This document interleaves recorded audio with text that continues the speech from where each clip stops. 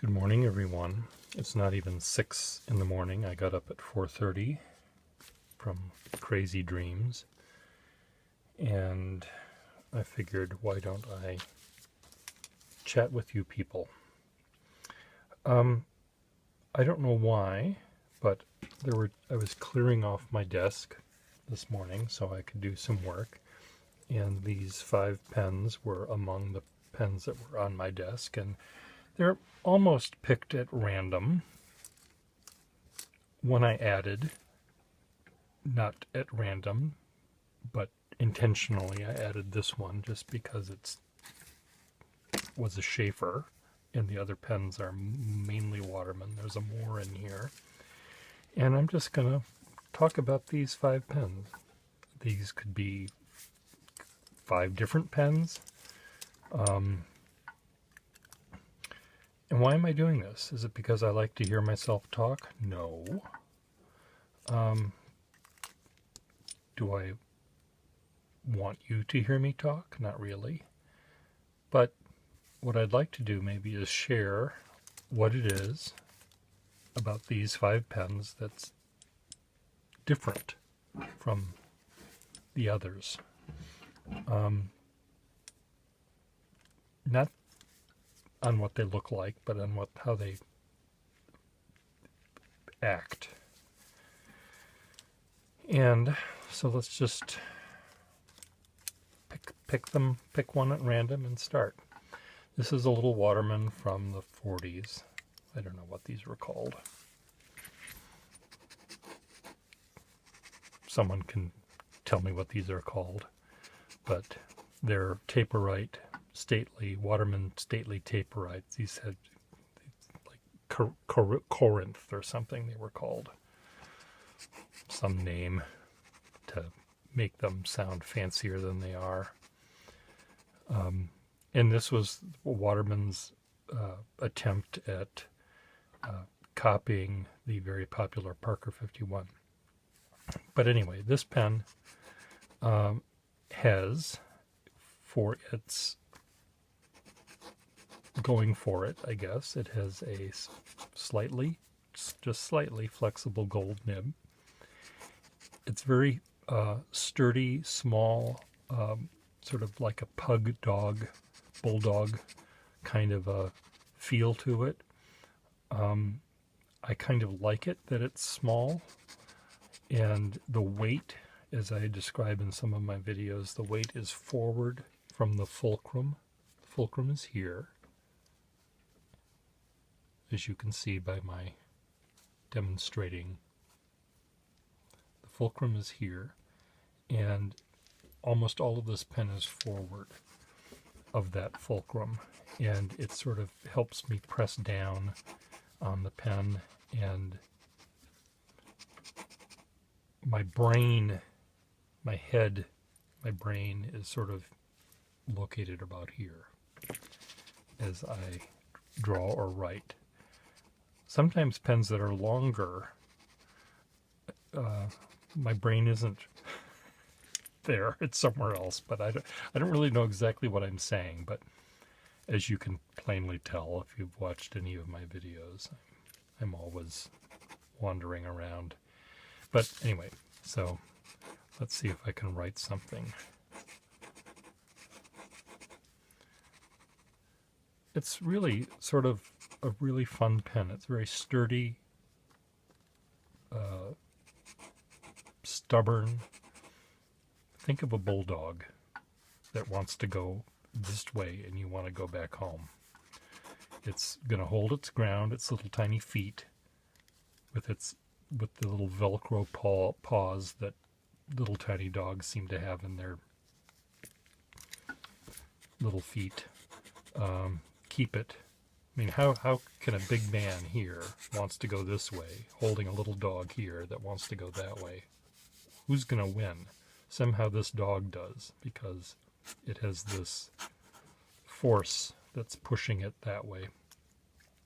This has that sort of feel to it, which is neat for a change. Here's another short pen. This is a Moore hard rubber pen from the 20s. It never had a clip. This is probably the cheapest Moor that they made at the time. Has a couple of teeth marks there.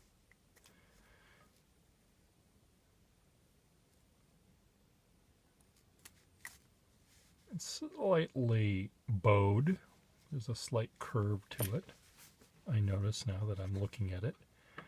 Let's see what this pen tells me. This one is the same thing that the other one has. There's a forward balance toward the nib. It has a very broad feeling nib. The nib wants to make loud barky noises.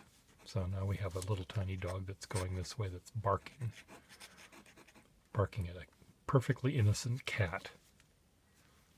Bad dog. And this is really sort of interesting because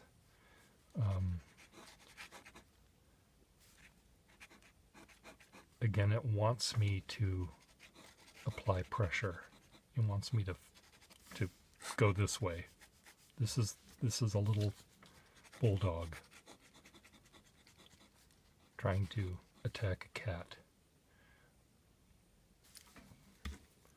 I better have a pen that's not bulldoggy coming up so that you don't think I'm entirely crazy here. But both of these share that feel. Would you immediately think of this when you try these pens out? I'm not really sure. Probably not. In fact, I know you won't think that. This pen is similar to this one in that it's a Waterman from the 40s, but this has a conventional nib in it, and it has a very different feel. Notice that there's more pen that side of the fulcrum.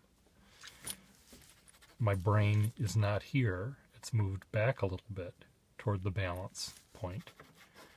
And because of that, I don't have this dog pulling me this way. We're sort of balanced. We're walking the dog. And we're going down the street, and the dog, occasionally will see something that he thinks is a threat to his master, or whatever dogs think. I don't understand dogs, but he'll suddenly go off and bark, and I'll be sitting there wondering what the heck is wrong. But this pen seems a little less determined. This one could meander. This pen is not on a mission. These pens are on a mission. This one isn't. This is strolling along the avenue, the boulevard. This is strolling along the boulevard, where these are, walking back to work from lunch, and you're late. These are on a mission. This allows you to not. And part of it's the balance. The balance maybe feels lighter in my hand. My brain is moved back this way from this way. And I think that's kind of neat. Also, the way I can hold the pen when I'm not writing and I'm just thinking what the next word is going to be, the next scribble, for those of you that know that I don't actually write words. The next scribble is going to be, I can sort of hold it like this and sort of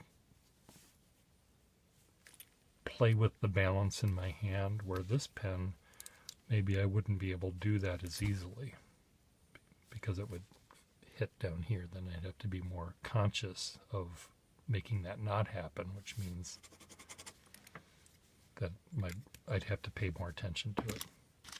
Okay, I can tell right now that I've slipped further into the abyss. Anyway, this pen also has a very nice springy, flexible nib, which would be great for a calligrapher also very good for a drawer.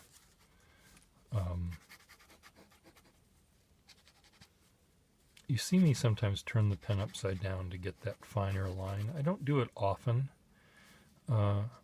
Sometimes just when I'm doodling, when I'm actually writing or drawing, I don't do that very often. It's just a habit I have, I guess.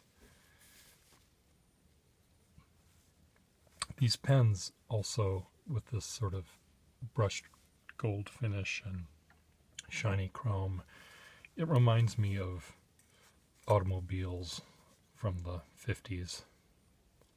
It has that, oh, the world is nice, there's a bright future.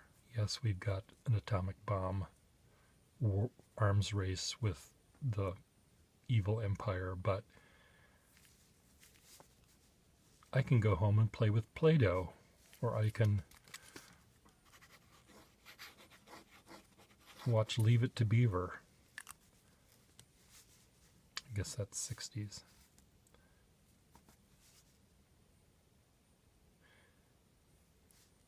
Very, I didn't want to say, I almost said handsome. This pen is not handsome. This is kind of ugly. In the same way that I think 50s furniture is ugly and stuff like that, but it has this appeal. If you like the 50s, you'll like this pen. I'm not a fan of the 50s, but I like this nib. Here's a Waterman from the 40s. Boy, this one has a lot of teeth marks. No, it's funny, it has these little tiny pitting marks, which happen on this surface. Oops. And I'm thinking, I remember once that my brother sprayed off on his body next to the door going to the outside up at the cabin, and next to the door going to the outside up at the cabin was my stereo. And I noticed the next day that the dust cover had all these little tiny pitting marks on it, evenly sprayed, and it turns out that it was the off that was deposited, that went past his arm. There was the silhouette of his arm. Well, that's not quite true, but it was the off particulate that landed not on his skin, but on the thing behind it, which was my stereo dust cover that had all this stuff land on it, and it had little tiny pitting marks like this does. So perhaps this pen was lying next to something near the door where someone sprayed off. And the mosquitoes stayed away from this pen and my dust jacket, dust cover. This pen has the same sort of nib like these little bulldogs. They sort of, it feels like that. Even though the pen is longer, my head is a little bit forward here, my brain. And I think part of it has to do with the shape of the nib. The nib is a little bit stubbier, and it makes me think of that bulldog. It's a very interesting feel. If this had a different nib, of course, I'd think something entirely differently about it, but this makes me want to draw, not write. It makes me want to write an angry letter. Dear Representative blank,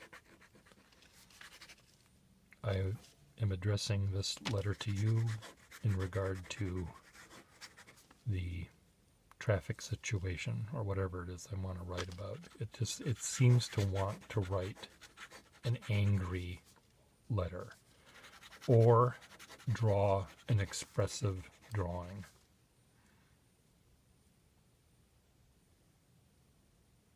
It's amazing what pens make you want to do.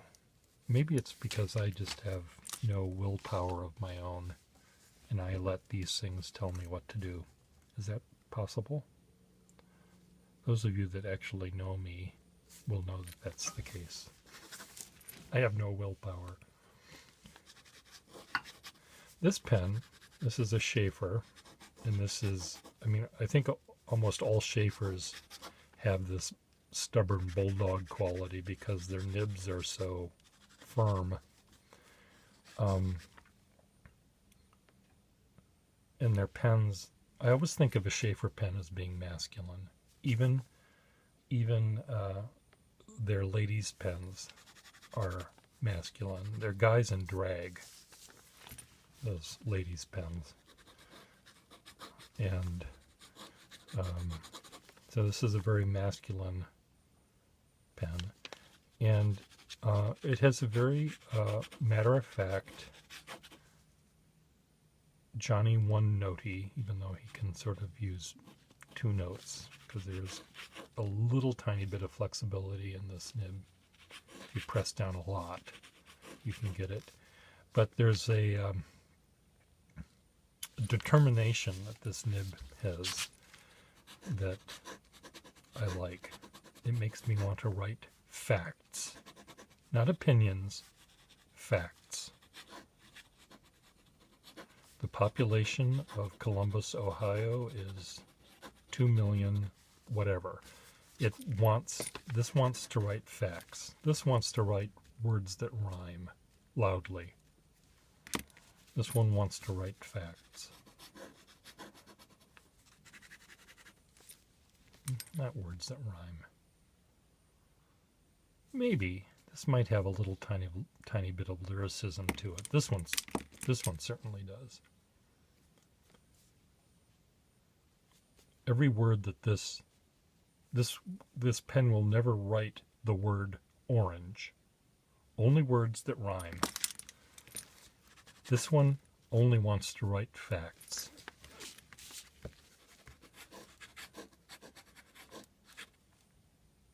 Facts with no gray area. This little bit of flexibility maybe could, the way that it could add a little tiny bit of sex appeal to the fact about the population of Columbus, Ohio, where maybe you would think, as you read this factoid that it wrote, your mind would think of something slightly sexy. Maybe you'd think of the actual coupling that had to go on to make the population of Columbus be 2 million. You'd actually think of the fornication, but maybe not. I don't know. That's maybe too factual there.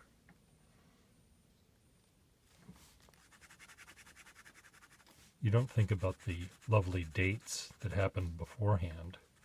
Not with this pen. This pen is about facts. It's not about mushy stuff.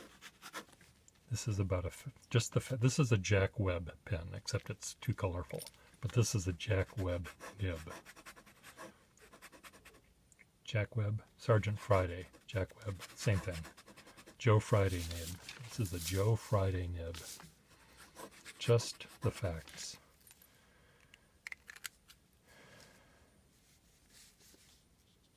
I had a friend who was a pen collector. He's now given that up and gone into the photographic world. But he ran a pen store in New York City, and he would be at a pen show, and he'd pick up a pen at my table and he'd say, "What's wrong with this pen?" Now, it's not just because he expected things to be wrong with the pens I was selling, but I think that's probably what he said to everyone, because he was buying pens for resale, as many of us do, and he wants to know what's wrong with it. He doesn't care about how pretty it is. There has to be something wrong with the pen. So I'm just going to point out what's wrong with these pens, just so you know. And you can tell me whether you consider it a flaw that makes them useless and worthless, or whether you can live with it. Okay, what's wrong with this pen? It has some scratches and dings on the surface here. I don't know if you can see it. Another friend of mine used to sell pens. He used, the only illumination in his house was, I think, he somehow found the company that supplied the least effective refrigerator light bulb and put it in the overhead ceiling lamp in the dark room so you had like one candle power to look at the pens he was trying to sell you. And of course you went home and turned on an actual light bulb and saw, oh my God, this has a crack or names written on all over it. So where am I going on this? You don't need to see the flaws, but I'm pointing them out to you anyway. So this is, what else is wrong with this pen? Okay, there's something else wrong with it. There are 1, 2, 3 little teeth missing. Here I'm sounding like Heathcliff. No, teeth missing on the feed on this pen, and I can probably find a feed that doesn't have those teeth missing if I want to, or I might just put this pen down and completely forget about it. Other than that, there's nothing wrong with this pen, I don't think. So let's point out what's wrong with this pen. This has some teeth marks on the end of it. Doesn't make the pen write any less good. It has a slight bow to it, as I had pointed out, which bothers some people. Doesn't bother me.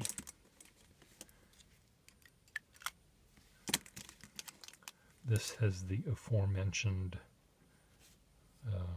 sort of stippling that was caused by off or maybe some other aerosol. But other than that, it's really cool.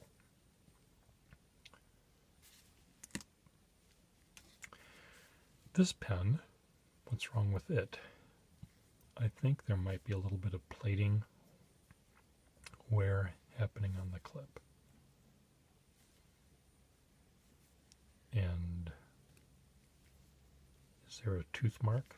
There's not even a tooth mark on the back, so it's fine. It has a little mark right. No, that's just dirt. Okay, this pen, what's wrong with this one? Okay, this one has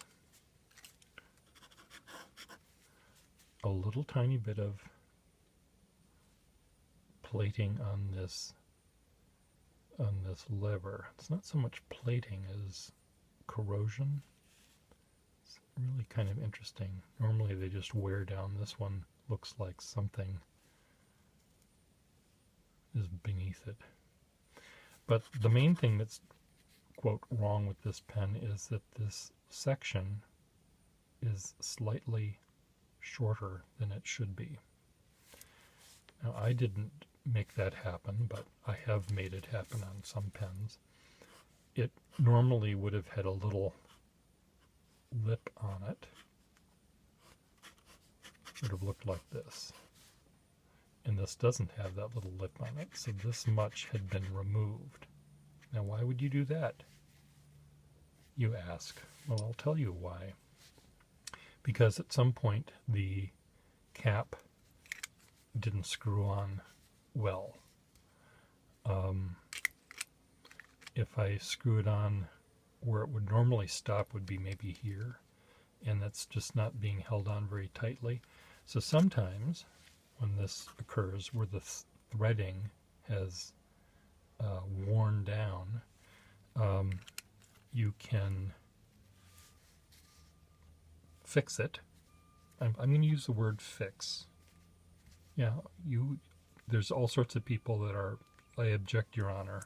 I can hear them from wherever you even are. This isn't a repair. Well, you tell me what I'm supposed to do. Something has to be added or heated or subtracted or something. Yes, I could, I suppose, heat this and squish it down a little tiny bit to make half of the threading engage. Yeah, but then it wouldn't fit on the back right. It would. So no, I can't do that. I could add a layer of some sort of material on the inside of the threads to. And no, none of that. All of that is going to screw this up. Yes, the best thing I could do is maybe find a different cap in my collection of caps that screws on better. And I do that many, many times. I'll do that. If I have 3 black pens that are identical in model and era, and one of the caps is loose, maybe by switching them, I'll find one that the threads are happier, where I got 3 pens that screw on. It may take, I don't know, what are the possibilities with 3 pens and 3 caps and 3 barrels? How many permutations do you have to do? But one of them might make all 3 of them work. Chances are, though, that the threads on the barrel or the cap are too worn. So another way to do that is to just take off a little tiny bit of this so that the cap screws engage with the ones toward the end that are less worn. Now, what I did, because I could see by looking at this, I could see that that had been done to this pen, that if you screw them down too much, if you file the section down too much, what you're going to do is, here's the inner cap of the pen. It's right here. It's inside of this thing. And if you file this down too much, it's not going to meet that. It's supposed to sit right against this, which would keep this airtight and ink tight. Ink and airtight you want it to be. Now if I filed this down too much, it will stop screwing and there'll be this gap, which will let air in and ink out. And so I measured this to see that if that was happening, and it's not happening. It does make a contact here, so it retains its airtightedness. But if I filed it down a little bit further, it may not. So you want to check that out.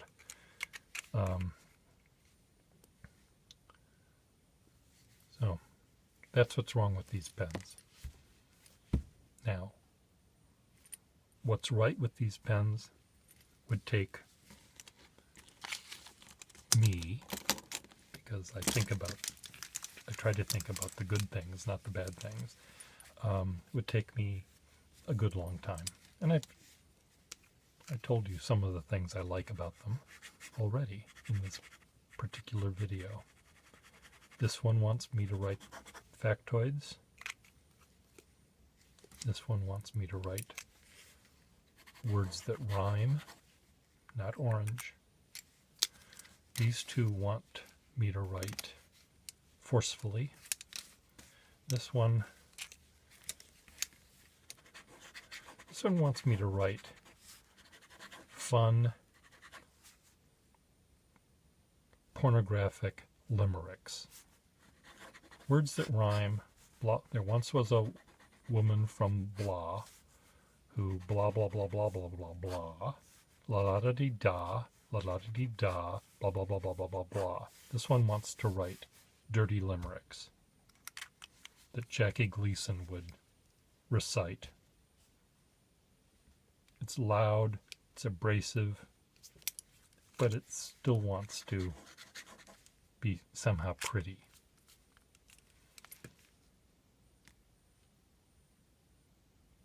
Kind of like, you know, this is going to be pretty like drag queens are pretty. You know, they wear the worst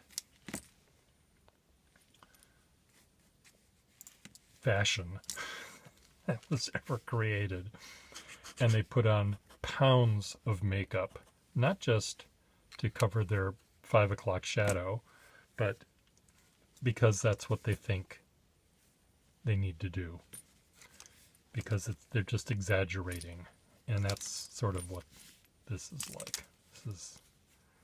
This is that kind of a limerick. This limerick that a drag queen would recite on stage. What do you think about this? Write your answers below. See ya.